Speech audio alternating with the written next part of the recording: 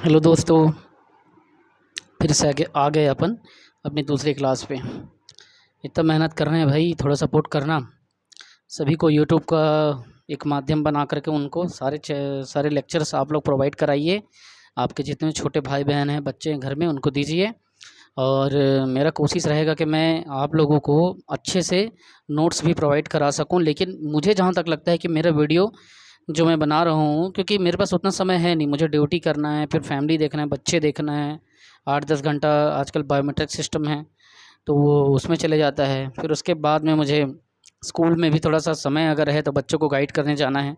इसलिए मैं एक इंटीग्रेटेड ही वीडियो बना रहा हूँ, जिसमें आपको कोई मुझसे नोट्स बनाने की मुझसे आप उम्मीद मत रखना। उसमें पूरा हर चीज़ मैं कवर करा दे रहा हूँ, पूरा मैं अपने अनुभवों को जितना मैं सीखा हूँ उसको। आप बस क्या करना कि 2 बार बस आप इसको पढ़ देना, और 2 बार पढ़ने के बाद में कम से कम घर के छोटे बच्चों को सिखाओ यार, पढ़ाओ, है ना। कि किसी ने एक बड़े कमाल की एक बात कही है कि शिक्षा जो है शेरनी का वो दूध है जिसे जो पिएगा वो दहाड़ेगा, है ना। तो बस आप आगे बढ़िए। चलिए, अब समय ज़्यादा अब नहीं खींचेंगे क्योंकि इधर बहुत सारा पढ़ना है हमको। स्टार्ट करते हैं। अथर्ववेद। क्या पढ़ेंगे अपन? अथर्ववेद। अथर्ववेद। अथर्ववेद। अथर्ववेद नाम ही किसका है? अथर्व का। तो रचनाकार कौन होंगे? अथर्व होंगे ना। इस ऋषि ने क्या किया था ये, और अथर्व ऋषि और इनके कहना चाहिए कि एक और ऋषि थे, अंगिरस। अंगिरस ऋषि और अथर्व ऋषि दोनों ने मिल करके इसका रचना किया था। ये ध्यान रखिएगा। अथर्ववेद बहुत ज़्यादा इम्पोर्टेंट रखता है। मैं आपको बताऊंगा क्यों रखता है। अथर्ववेद में जादू टोना, औषधि और रोग निवारण के बारे में बात किया था। किसके बारे में किया था? जादू टोना का, औषधि का। क्योंकि रोग को निवारण करने के लिए औषधि तो चाहिए भाई। आपको तबीयत खराब है तो दवाई खाएंगे, मेडिसिन लेंगे, तब आप ठीक होंगे। और इसकी एक विशेषता यह है कि ये जो है इसका एकमात्र ब्राह्मण ग्रंथ है, एक ही मात्र। बाकी का अपन देखे थे 2 ठो 3 ठो ऐसा जो भी था, है ना। 2 ठो था, यजुर्वेद का 2 था, सामवेद का 2 था। इसका सिर्फ एक ही है, गोपथ। गोपथ गोपथ गोपथ ब्राह्मण ग्रंथ। इसमें क्या है, आपको कुछ ऐसे भी मंत्र देखने को मिलते हैं जो सबसे पुराने वेद ऋग्वेद से भी पुराने हैं। इसमें कुछ ऐसे भी मंत्र हैं जो ऋग्वेद से भी पुराने हैं। और इसमें क्या है, मानव जीवन के वर्णन का चर्चा है। और सबसे बड़ी बात है, एक नकारात्मक भाव में अगर इस वेद की एक निंदा की जाए तो, नकारात्मक भाव में अगर मैं कहूँ तो कन्या जन्म का इस वेद में निंदा हुआ है। ये वेद मानता है कि कन्या का जन्म होना अच्छा नहीं है समाज के लिए। ये वेद में लिखा है, कन्या जन्म की निंदा किया गया है। कन्या जन्म का क्या किया है? निंदा किया गया है। साथ ही साथ में अथर्ववेद में बताया गया है कि सभा और जो समिति है ना, उन दोनों को प्रजापति की 2 पुत्री कहा गया है इसमें, है ना।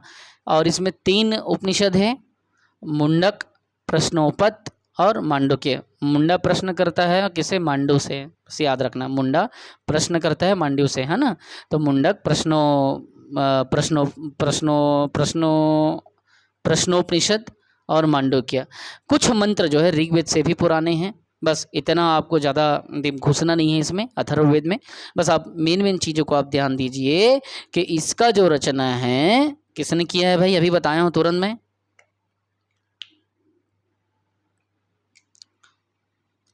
इसके रचना कौन है? रचनाकार कौन है भैया? इसके अथर्ववेद के रचनाकार है महर्षि अथर्वा। अथर्वा। और साथ में कौन है भाई? बताइए। मनोज, मुकेश, निधि, आकांक्षा, बताओ। अथर्ववेद के रचनाकार है कौन? अंगिरस। अथर्व के साथ में अंगिरस। अंगिरस जो है वो इसके साथ में मिल करके इन दोनों ने इस वेद का रचना किया और बुलेटिंग पॉइंट बनाइए। बुलेटिंग पॉइंट करके आप अच्छे से पढ़ सकते हैं। और साथ ही साथ में ये जो वेद है अथर्ववेद, ये वेद क्या है, ये किसको डोट करता है? औषधि, जादू टोना और रोग निवारण। किसके बारे में चर्चा है इसमें? तो औषधि के बारे में चर्चा है इसमें, रोग निवारण के बारे में चर्चा है, ठीक है। और रोग निवारण है, औषधि है, और किसके बारे में है भैया? बताओ बताओ। अभी बोला हूँ जस्ट मैं तुरंत, क्या बोला हूँ? जादू टोना। इसमें 3 प्रमुख बिंदुओं का चर्चा है, ठीक है। ये उसमें काम आता है, औषधि के खोज के बारे में, रोग निवारण के बारे में, जादू टोना के बारे में, ठीक। और एक बात आप याद रखना, औषधि भी मनुष्य से जुड़ा हुआ है, रोगों का निवारण भी मनुष्य से जुड़ा है, जादू टोना भी मनुष्य से जुड़ा हुआ है ना। तो ये मानव मानव के जीवन की घटनाओं के बारे में बात कर रहे हैं ना। तो ऐसा कौन सा वेद है? वह वेद जो मानव जीवन की घटनाओं का चर्चा करता है। तो मानव की जीवन की जो घटनाएं हैं, मानव जीवन का जो घटना है उसका चर्चा करता है, घटनाएं का, वो कौन है? तो अथर्ववेद है। दूसरी बात आपको याद रखना है, इस वेद में किसका निंदा किया है? बताइए। पुत्री के जन्म का निंदा किया है। इस वेद में ये चर्चा है। मैं नहीं कह रहा हूँ भाई, किताब कह रहा है, ठीक है। हम जो भी एंशिएंट हिस्ट्री पढ़ रहे हैं, ऑथेंटिक किताबें पढ़ रहे हैं, उसमें उसके बारे में चर्चा है, ठीक है। इसमें सबसे बड़ा इम्पोर्टेंट ये है कि इसमें 6000 मंत्र हैं। कितना मंत्र है? 6000 मंत्र हैं इसके अथर्ववेद में, है ना। और ये 3 उपनिषद इसके हैं। दूसरी बात, इसमें 20 अध्याय भी है। 6000 मंत्र है, 20 अध्याय भी है, ठीक। 20 अध्याय है और सूक्त जो है 731 है ना। वो कंफर्म मेरे को याद नहीं आ रहा है, लेकिन 731 है दिमाग में। 731 सूक्त हैं, हाँ यही है, याद आ गया, 731 सूक्त है। और साथ ही साथ में इस वेद में इसमें क्या कहा गया है अथर्ववेद में कि सभा समिति, याद करो अभी बोला हूँ, किसकी पुत्री? तो प्रजापति की 2 पुत्रियां बताया है। किसको? अपन सभा समिति विदत सब आगे पढ़ेंगे, है ना। सभा समिति को प्रजापति की 2 पुत्रियां किसने कहा है भाई? तो अथर्ववेद ने सभा समिति को प्रजापति की 2 पुत्रियां कहा हुआ है। साथ ही साथ में इसमें यह सबसे ज़्यादा IMP इसलिए है, IMP आप भी कर लीजिए। इसके कुछ जो मंत्र हैं ना, कुछ मंत्र जो है वो ऋग्वेद से भी पुराना माना जाता है, ऋग्वेद से भी प्राचीन माना जाता है। क्या माना जाता है? ऋग्वेद से प्राचीन माना जाता है। कुछ मंत्र किससे? तो ऋग्वेद से प्राचीन माना जाता है। अब आपको ये बात याद रखना पड़ेगा कि इसमें 3 उपनिषद है। कौन सा? मैं अभी बोला, जो मुंडक, प्रश्नो, मांडुक। मुंडा जो है प्रश्न करता है मांड्यू से। किससे करता है? मुंडा प्रश्न करता है मांड्यूक से। तो इसके 3 उपनिषद हैं, 3 उपनिषद हैं। मुंडा प्रश्न करता है मांड्यू से, तो मुंडकोपनिषद पूरा अगर फॉर्म में बोला जाए तो मुंडा जो है किससे प्रश्न करता है? प्रश्न मतलब प्रश्नोपनिषद। मुंडा प्रश्न किससे करता है? तो मांड्यूक से प्रश्न करता है। किससे करता है? मांड्यूक से प्रश्न करता है। मांड्यूकोपनिषद है ना, मांड्यूकोपनिषद या मांड्यूकनिषद। तो मुंडा जो है प्रश्न करता है मांड्यूक से। 3 इसके क्या हैं आपको याद रखना है, 3 उपनिषद हैं, ठीक है। ये एक बार मोटा मोटी जो है इतना एग्जाम में पूछा जाता है, तो आप इसको फिर से एक बार दिमाग में दौड़ा लीजिए कि अथर्ववेद जो है उसके रचनाकार कौन है भैया? अथर्ववेद के रचनाकार कौन है? अथर्व प्लस अंगिरस हैं, अथर्वा प्लस अंगिरस, अंगिरस। इसमें औषधि, रोग निवारण, जादू टोना के बारे में बात किया गया है। साथ ही साथ में वेद में मानव के जीवन की घटनाओं का चर्चा इसमें अथर्ववेद में है। पुत्री के जन्म की निंदा किस वेद में की गई है? कन्या के जन्म या पुत्री के जन्म? कन्या के जन्म की निंदा अथर्ववेद में की गई है। सभा समिति को प्रजापति की 2 पुत्रियां बताता है। साथ में औषधि, जादू टोना और रोग निवारण की बात इसमें क्या है? कितने मंत्र हैं? तो 6000 मंत्र है। कितना इसमें अध्याय है? तो 20 है। कितना सूक्त है? तो 731 है। अब सर ये सूक्त क्या है, ये अध्याय क्या है, ये मंत्र क्या है, इतना इसमें घुसने की ज़रूरत नहीं है। जितना इम्पोर्टेंट था, जहाँ जहाँ इम्पोर्टेंट था, जिस जगह आपको बुलेटिन बनाना है, सारे पॉइंट्स मैं अथर्ववेद से बता दिया हूँ। वीडियो बस आप देखो यार, आपसे एक क्वेश्चन भी नहीं छूटेगा। आप पूछेगा, पूछा जाता है गद्य और पद्य में किसको लिखा जाएगा, तो अभी जस्ट बताया हूँ, अब आपको गद्य में और पद्य में कौन सा है। ठीक है, यजुर्वेद को आप याद रखना। शुक्ला जी केवल पद्यांश पढ़ते हैं, मतलब शुक्ल यजुर्वेद केवल पद्य में है। कृष्णा जी क्या गद्य और पद्य दोनों पढ़ते हैं, तो शुक्ल जो है पद्य में है, कृष्ण यजुर्वेद गद्य और पद्य दोनों में है। आपको वो चीज़ को याद रखना है, किसमें? यजुर्वेद में। वैसे ही वो ट्रिक में आपको याद करना, जहाँ जहाँ टिक लगे, जैसे मुंडा प्रश्न करता है मांडुक से, बस ऐसा दिमाग लगा लेना, मुंडा प्रश्न करता है मांडुक से। क्यों नरेश, मुंडे हो ना आप, बाल नहीं ना आपके, लेकिन आप किससे प्रश्न करते हो? मांडुक से।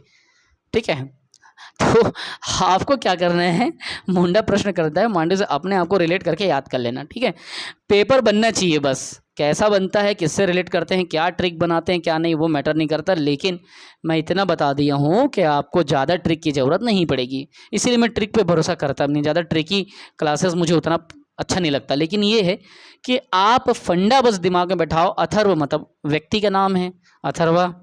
साम मतलब गाना, मतलब संगीत से संबंधित। यजुर्वेद में वही है, यज्ञ और बलि के बारे में बात है, उसके नियम कांड है ना, वही सब चीज़ें हैं। बस आप इसको 4-5 बार कर लीजिए।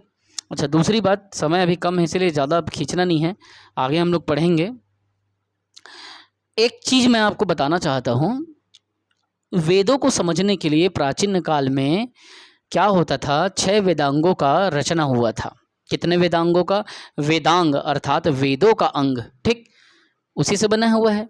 तो क्या होता था, वेदों को समझने के लिए प्राचीन काल में 6 वेदांग का रचना हुआ था।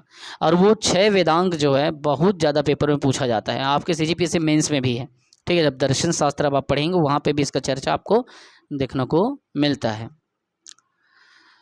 और 6 वेदांग जो है वो शिक्षा, ज्योतिष, कल्प,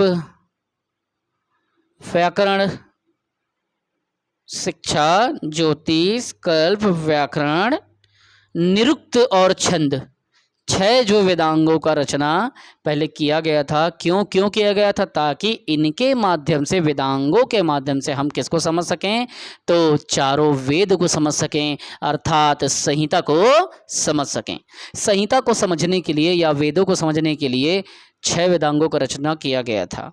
अब आपको पूछा जाएगा 6 वेदांगों का रचना क्यों हुआ, तो इसलिए हुआ ताकि संहिता को या चारों वेदों को, संहिता को, क्योंकि चारों वेदों को जब आप मिलाते हो संहिता कहलाता है ना, तो संहिता को समझने के लिए या वेदों को समझने के लिए, चारों जो वेद है ना, इसलिए मैं वेदों लिख रहा हूँ, वेदों को समझने के लिए,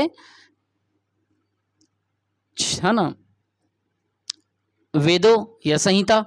तो वेदों को समझने के लिए क्या हुआ था, 6 वेदांगों का, वेदों का अंग 6 वेदांगों का रचना हुआ था। शिक्षा, ज्योतिष, कल्प, व्याकरण, निरुक्त और छंद।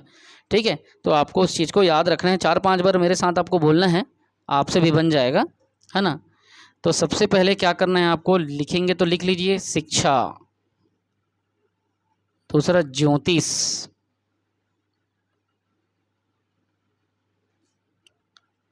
व्याकरण, शिक्षा, ज्योतिष, व्याकरण,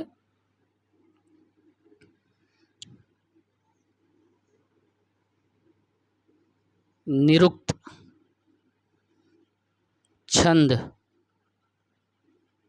और कल्प।